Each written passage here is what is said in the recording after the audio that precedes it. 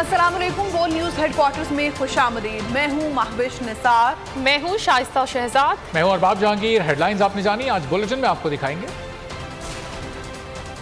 इमरान खान का army chief कौन? Opposition को क्या खदशा था? रिजीम चेंज का पर्दा उठ गया। टीटीपी मुज़ाकरात की क्या अपडेट? कराची में बारिश कितनी? गुलामी का एक और मुआहिदा। और किस शाहीन की वापसी? खुर्रम दस्तगीर ने सारे इबाम दूर कर दिए। उन्हें मालूम हो चुका था कि उन्हें सजाएं होने वाली हैं। असद उमर का इस्लामाबाद में कॉन्फ्रेंस से खिताब। कहा, ना मुरासला पहली बार आया, ना रिजीम पहली मरतबा चेंज हुई। ये सब माजी में भी होता रहा है, जिसे दोहराने की कोशिश की गई है। पाकिस्तान एक कंट्रोल डिफॉल्ट पर पहुंच चुका है। हमारे दौर के आखिरी रोज ज़र मुबादला के ज़खायर से फवाद चौधरी ने कहा, भारत से ताल्लुकात बहाल। अमेरिका को अड्डों की बहाली और इसराइल को तस्लीम करने के लिए माहौल बनाया जा रहा है। ऑपोजिशन से कहा गया था कि रिजीम चेंज करके आपके केसेस माफ कर देंगे, और अब नैब कानून पर अमल दरामद करके NRO 2 दे दिया गया है। तगीर को ये मेरे ख्याल में सबको शुक्रिया अदा करना चाहिए। उन्होंने सबके जहन से ये बाम दूर कर दिया। उन्होंने कहा हमारे करप्शन के केसेस अगले चंद महीनों के अंदर कंप्लीशन तक जा रहे थे और सब हम आगे सजाएं देख रहे थे। मुरासले भी पहले आते थे और रिजीम चेंज भी पहले होती थी। न मुरासला पहली दफा है, न रिजीम चेंज पहली दफा की गई है। एक कंट्रोल डिफॉल्ट पे हम पहुंच चुके हैं। स्टेट बैंक ऑफ पाकिस्तान ने पेमेंट्स को स्लो डाउन कर दिया है। ये टोला पहुंचा इमरान खान के खिलाफ अदम एतमाद की तहरीक लेके। उस दिन पाकिस्तान के ज़र मुबादला के ज़खायर $16.5 अरब से ज्यादा थे। माहौल बनाया जा रहा है 3-4 चीजों के ऊपर। नंबर 1, हिंदुस्तान से अपने ताल्लुकात बेहतर करो, इसराइल को तस्लीम करो। इमरान खान के होते हुए मुमकिन ही नहीं था कि ये अचीव हो जाए। पूरा रेजीम चेंज ऑपरेशन जो है वो लॉन्च किया गया। इसके बदले में हम आपके केसेस माफ कर देंगे। नैब लॉ कल इम्प्लीमेंट हो गया है और वो जो NRO 2 है वो दे दिया गया। कॉन्फ्रेंस से खिताब में हमाद अजहर ने कहा, तहरीक इंसाफ की हुकूमत महंगाई कंट्रोल कर रही थी और मुल्क तरक्की कर रहा था। इंडस्ट्रीज को बिजली के इस्तेमाल पर पैकेजेस देने वाले थे, लेकिन फिर साजिश के जरिए इम्पोर्टेड हुकूमत मुसल्लत कर दी गई, जिसने बिजली महंगी कर दी। 30% इम्पोर्टेड फ्यूल को 60% पर ले गए। शीरी मजानी ने कहा, कोई गलत फहमी में ना रहे, साइफर एक ऑफिशियल मीटिंग थी। अमेरिका की जानिब से किसी हुकूमत का खात्मा पहली मरतबा नहीं हुआ। ऐसे वाक़यात होते रहते हैं। उन्होंने कहा, आवाम को याद रखना चाहिए ये हुकूमत मुल्क के साथ क्या कर रही है। 800 अरब की कैपेसिटी पेमेंट और सिर्फ 100 अरब का सर्कुलर डेट का एडिशन हम छोड़ के गए, और इस साल हमने नेगेटिव 300 बिलियन सर्कुलर डेट का टारगेट करना था। हमने टारगेट किया हुआ था और अचीव करना। इंडस्ट्री को हम कहते थे पिछले साल से जितनी ज्यादा बिजली कंज्यूम करोगे 30% डिस्काउंट मिलेगा। इंपोर्टेड कोल और इंपोर्टेड LNG के प्लांट्स आपने लगाए। आज उसकी वजह से fuel cost adjustment base tariff के अलावा 5 रुपए यूनिट आपको देना पड़ रही है, जिसकी वजह से आपकी इंडस्ट्री का पहिया रुकने वाला। साइफर की अगर आप जो आया, 2 ऑफिशियल मीटिंग थी, एक अमेरिकन नेशनल सिक्योरिटी एजेंसी और स्टेट डिपार्टमेंट का बंदा और हमारे एम्बेसडर के दरमियान नोट टेकर्स साथ थे, और इस वास्ते तारीख हमें स्टडी करनी चाहिए। वो बहू वही पैटर्न पाकिस्तान में उन्होंने इस्तेमाल किया है। कुछ तो मजबूरियां रही होंगी, यूं ही कोई बेवफा नहीं होता। फवाद चौधरी कुछ ना कहकर भी बहुत कुछ कह गए। कन्वेंशन से खिताब में इलेक्शन कमीशन को तनकीद का निशाना बनाया। जज्बात का इजहार शेर पढ़कर जिस तरह किया, उस पर इमरान खान भी बेसाख्ता मुस्कुरा उठे। पहले चीफ जस्टिस साहब ने कहा कि जरा शहबाज शरीफ साहब और बिलावल भुट्टो को बुलाइए और पूछिए कि सियासी जमातें इलेक्शन से कैसे भाग सकती हैं और इसका हल क्या है सिवाय इसके कि इलेक्शन हो। उस वक्फे में और भी बहुत कुछ हुआ, अब वो सब कुछ नहीं बता सकता। वो कहते हैं ना, कुछ तो मजबूरियां रही होंगी, यूं कोई बेवफा नहीं होता। जी तो बहुत चाहता है सच बोलूं, मगर हौसला नहीं होता। अच्छा, अब हम जब गए हैं अंदर गए तो पता चला चीफ इलेक्शन कमिश्नर और सेक्रेटरी पहले ही लॉकशुदा कमरे में मौजूद है। अच्छा, अब ये कैसे हुआ? अब ये भी वही हुआ कि वो फिर आपको बाद में बताऊंगा। फैसला आपके सामने आ गया, मौजज़ा हो गया। हम इलेक्शन की तरफ जाते जाते इधर चले गए। इमरान खान का कहना है कि 22 करोड़ आवाम के लिए ये इंतहाई शर्मिंदगी की बात है कि उनके मुंतखब वज़ीर-ए-आज़म को अमरीकी साजिश के जरिए हटा दिया गया। साजिश में सहूलतकार मुकामी अनासिर बने। एक इंटरव्यू में उनका कहना था, हमारी हुकूमत ख़त्म होने के बाद मुल्क की मईशत मुसलसल नीचे आ रही है। काबीना में 60% मुजरिम बैठे हैं। रूस से तेल और गंदम खरीदने के हमारे फैसले से मुल्क का मुआशी मुफाद वाबस्ता था, ताहम रूस से ताल्लुकात में इजाफे का फैसला भी उनकी हुकूमत के खिलाफ साजिशों की बड़ी वजह बन गया। बैरूनी साजिशों का निशाना बनी सहूलतकारी अंदरूनी अनासिर ने की। चेयरमैन पीटीआई इमरान खान का गैर मुल्की मीडिया को इंटरव्यू। इमरान खान का कहना था हमारे खिलाफ अमेरिका की जानिब से साजिश हुई। डोनाल्ड लू ने हमारे सफीर को धमकियां दी। अमरीकी मदद से हुकूमत बदली गई। आज हमारी काबीना में 60% जमानतों पर रिहा मुल्जिमान बैठे हैं। The U.S. Under Secretary of State Donald Lu, he meets our ambassador in Washington and actually threatens him that unless Imran Khan is removed through a vote of no confidence, there'll be consequences for Pakistan. And if I'm removed, then all will be forgiven. And so my government was replaced by a government, 60% of the cabinet is on bail. Imran Khan ने कहा हमने आलमी मुआशी बहरान में भी मईशत को संभाल कर रखा, ताहम जब से हमें हटाया गया है मुल्क की मईशत तबाही से दोचार है। We managed to keep the prices down and the sentiment was good because our industrial growth and our agricultural growth was going very well. So when this regime change took place, our currency has lost almost 10% of its value. Stock exchange has crashed. Prices have gone through the roof. So what we are watching right now is a meltdown. Imran Khan ने कहा कि रूस से तेल और गंदम खरीदने के हमारे फैसले से मुल्क का मुआशी मफाद वाबस्ता था। उनका कहना था कि पाकिस्तान और भारत के दरमियान सिर्फ एक ही मसला है और वो है मसला Kashmir. If we had peace with India, India then has access to all the energy corridors. It has access to Central Asia.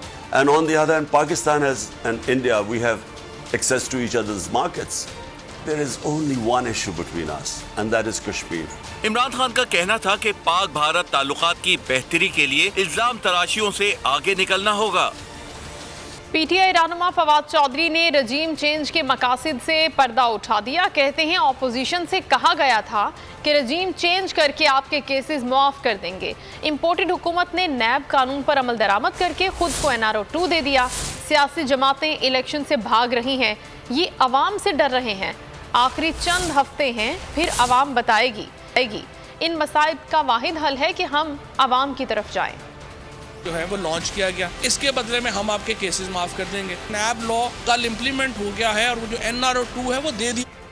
आईने पाकिस्तान की रोशनी में पार्लियामेंट की मंजूरी से कलअदम तहरीके तालिबान से मुज़ाकरात को आगे बढ़ाया जाएगा। सियासी अस्करी क़यादत की कौमी सलामती की अहम बैठक में फैसला हुआ। अरकान पार्लियामेंट को एतमाद में लेने के लिए इन कैमरा इजलास बुलाया जाएगा। वज़ीर आज़म अरकान को एतमाद में लेंगे। सलामती पर अहम बैठक, सिक्योरिटी सूरत हाल पर पार्लिमानी रहनुमाओं को ब्रीफिंग। इजलास में फैसला किया गया कि कलअदम तहरीक तालिबान से मुज़ाकरात को आगे बढ़ाया जाएगा। हतमी फैसला आईने पाकिस्तान की रोशनी में पार्लियामेंट की मंजूरी और इत्तेफाक राय से किया जाएगा। अरकान पार्लियामेंट को एतमाद में लेने के लिए इन कैमरा इजलास बुलाया जाएगा। वज़ीर आज़म शहबाज शरीफ मुज़ाकरात पर ऐवान को एतमाद में लेंगे। सियासी क़यादत ने मामलात से निमटने की हिकमत अमली और उसमें पेशरफ्त पर इत्मीनान का इजहार किया। इजलास में इस उम्मीद का इजहार किया गया कि अफगान सरजमीन को पाकिस्तान के खिलाफ इस्तेमाल नहीं होने दिया जाएगा। इजलास में करार दिया गया कि दहशतगर्दी के खिलाफ जंग में पाकिस्तान की काविशों और कुर्बानियों को दुनिया ने तस्लीम किया। पाकिस्तान के किसी हिस्से में भी मुनस्सिम दहशतगर्दी का कोई ढांचा बाकी नहीं रहा। इजलास में पड़ोसी ममालिक के साथ ताल्लुकात, बैरूनी और दाखिली चैलेंजेस पर भी गुफ्तगू की गई। इजलास में पार्लिमानी जमातों के सरबराहान और वफाकी वज़रा और अस्करी क़यादत ने शिरकत की। आईने पाकिस्तान के तहत होंगे और ये मुज़ाकरात पार्लियामेंट की गाइडलाइंस के मुताबिक होंगे। वज़ीर दाखिला राना सनाउल्लाह की मीडिया ब्रीफिंग। इमरान खान पर तनकीद की रिवायत बरकरार रखी। नैब तरमीम पर भी वजाहतें थी। कहा इमरान खान आए दिन शोशे छोड़ रहे हैं, उनसे पूछा जाए कि अमरीकी साजिश का बयानिया कहाँ गया। नैब इस्लाहात के बाद अब 90 दिन का रिमांड नहीं होगा। 90 दिन का रिमांड ना होने का फ़ायदा अब तहरीक इंसाफ के लोगों को होगा। हाल TTP के हवाले से या अफगानिस्तान के साथ जो वक्त सूरत हाल है बॉर्डर के ऊपर, उसके मुताबिक जो है वो सारी जो है वो डिस्कशन हुई है। आज इस पार्लियामानी कमेटी में ये फैसला किया गया है कि इस तरह की ब्रीफिंग और इस तरह का ऑन बोर्ड लेना है वो पार्लियामेंट को भी इजलास बुलाया जाएगा इन कैमरा। अच्छा जाना चाहिए कि वो तुम्हारा वो किधर गया, वो अमरीकी साजिश का जो बयानिया था वो किधर गया। नैब लाज में रिफॉर्म्स का तलक वो भाई ये 90 दिन का रिमांड जो है वो अब CRPC के तहत जो है वो जो एक यूजुअल रिमांड है कत्ल केसेस में, बाकी हीनियस ऑफेंसेस में, अगर उसको नाफिज किया गया है, CRPC को नाफिज किया गया है, तो भाई हमने तो 90 दिन के रिमांड काटे हैं ना। ज़िमनी इंतखाबात में इत्तेहादियों का डट कर मुकाबला करेंगे। हुकूमत दबाव डालकर वफादारियां तब्दील कराने के लिए कोशा है। उस्मान बुज़दार डट कर खड़े हैं, वो हर किस्म के हालात का सामना कर सकते हैं। शाह महमूद कुरैशी की इस्लामाबाद में मीडिया से गुफ्तगू।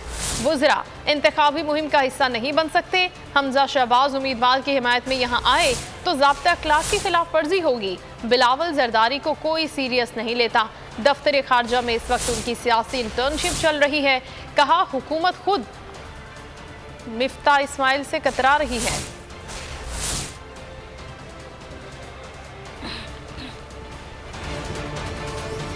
खबरों का सिलसिला जारी है। अभी वक्त हुआ है ब्रेक का। ब्रेक के बाद आपको दिखाएंगे दुआ के वालिद की इस्तदा क्या। बुशरा इकबाल क्यों रो दी।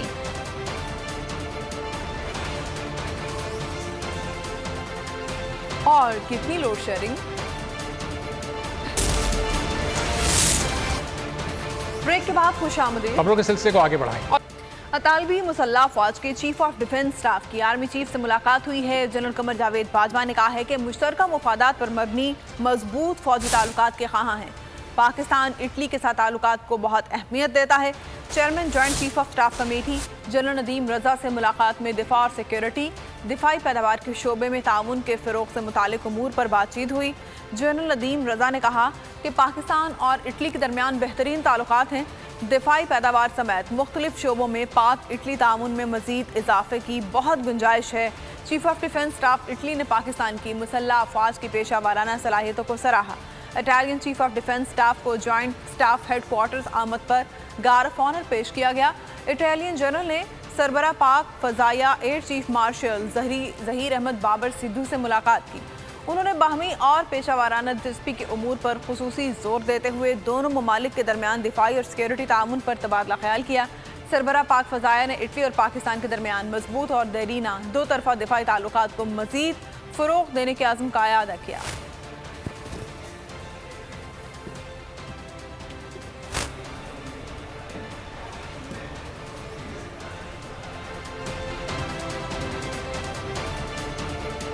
खबरों का सिलसिला जारी है। अभी वक्त हुआ है ब्रेक का। ब्रेक के बाद कुछ मजीद खबरें। ब्रेक के बाद खुशामदीद। खबरों के सिलसिले को आगे बढ़ाएं और खबर शामिल करते हैं। हुकूमत एक मरतबा फिर IMF के मुतालबे पर अवाम पर शबखून मारने को आमादा हो गई।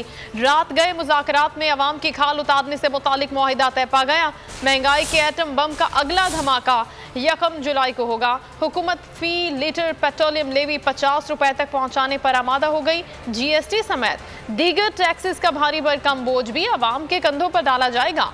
बजट में टैक्स वसूलियों का हदफ बढ़ाकर 7,450 अरब करने पर भी इत्तेफाक हुआ। कराची वाले तैयार रहें, बिजली मजीद 57 पैसे महंगी होने जा रही है। ECC के इजलास में मुल्क भर में यकसा टैरिफ के इतलाक की मंजूरी दे दी गई है। आवाम पर महंगाई के मजीद बम गिराए जाएंगे। हुकूमती इदारों और वजारतों को नवाजा जाएगा। ECC ने मंजूरी दे दी है।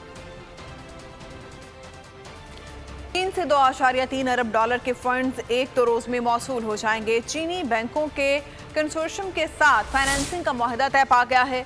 वज़ीर ख़ज़ाना मिफ्ता इस्माइल कहते हैं पाकिस्तान की जानिब से मुआहदे पर कल दस्तखत किए गए थे।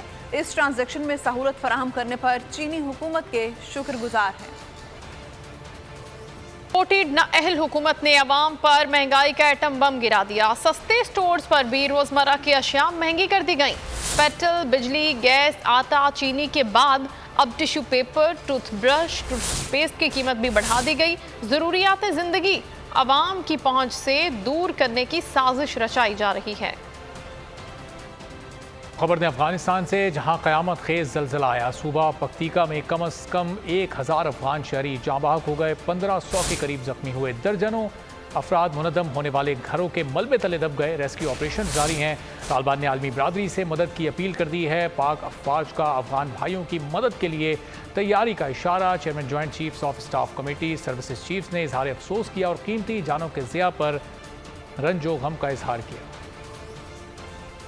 इंटरनेशनल क्रिकेट काउंसिल ने तीनों फॉर्मेट्स की ताज़ा दर्जाबंदी कर दी है। वनडे और T20 फॉर्मेट में पाकिस्तानी कप्तान बाबर आजम की बादशाहत बरकरार है। टेस्ट टीम में वो 5वीं पोजीशन पर हैं। मोहम्मद रिजवान, इमामुल हक और शाहीन अफरीदी भी अपनी पोजीशंस बरकरार रखने में कामयाब रहे। तरक्की, कौन हुआ तनस्सुली का शिकार? आईसीसी ने तीनों फॉर्मेट की नई रैंकिंग जारी कर दी। वनडे और T20 में बाबर आजम की बादशाहत बरकरार है।